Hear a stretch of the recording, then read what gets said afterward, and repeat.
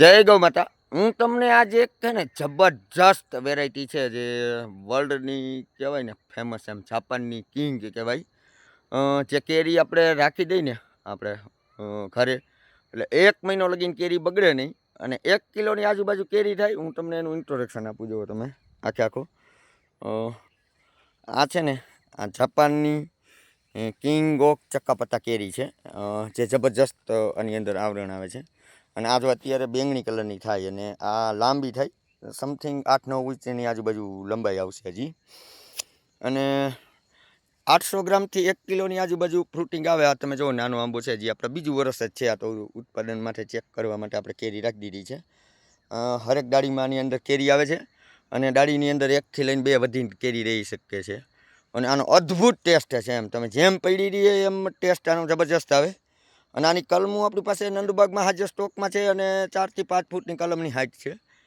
અને આની કલમ જોતી હોય તો પણ મળી જશે. આ એક બાગબાની કરવા માટે કે ઘરે ખાવા માટે કે ટેરેસ ગાર્ડનમાં કે કોઈ પણ જગ્યાએ આપણે આને વાવી શકીએ છીએ. અને આ જબરજસ્ત વેરાયટીનો આંબો છે આપણી પાસે. આવા હજી બીજા આંબા છે. આ ટોટલ આપણે 50 આંબાનું વાવેતર કરેલું છે, જે કલમું કરવા માટે મધર પ્લાન્ટ છે.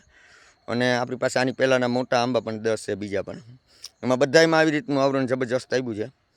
અને બેસ્ટ વેરાયટી છે બાગબાની કરવા માટે. એક 7મા મહિનામાં હાર્વેસ્ટિંગ થાય છે, એટલે ઓમ લેટ છે. પણ આ હાર્વેસ્ટિંગ કર્યા પછી આપણે ઘરે મેકી દઈને 1 મહિનો લગીને આંબે પાકેલી કેરી જો બગડતી ન હોય, આની અંદર ઈરું ન પડતી હોય, તો એટલે આમાં કાંઈ ઘટે જ નહીં. આની અંદર આપણે વાવાઝોડું વયું ગયા, 2 વરસાદ વયા ગયા અત્યારે, તોય પણ આમાં જોવો, આમાં કોઈ જાતની કાંઈ ઇફેક્ટ નથી. અને આપણે કોઈ જાતનો આની અંદર પેસ્ટિસાઇડનો દવાનો ઉપયોગ નથી કરતા. સ્પેશિયલ ગૌમૂત્ર, ગોળ અને દૂધનો જ છંટકાવ કરીએ છીએ.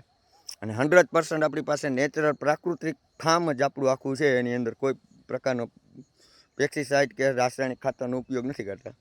અને તોય તમે જુઓ રિઝલ્ટ, એટલે જબરજસ્ત છે. અને આનું સારું એવું ઉત્પાદન છે. અને માર્કેટમાં આના રેટ પણ સારા મળે છે કેરીના, કારણ કે આ ટેસ્ટ અને આના જાતથીને જ વર્તાય. અને પાક છે એટલે એકદમ લાલ કલરની કેરી થઈ જશે. અને બેસ્ટ વેરાયટી છે. અને કલમું પણ આપણી પાસે નંદુબાગમાં મળી જશે.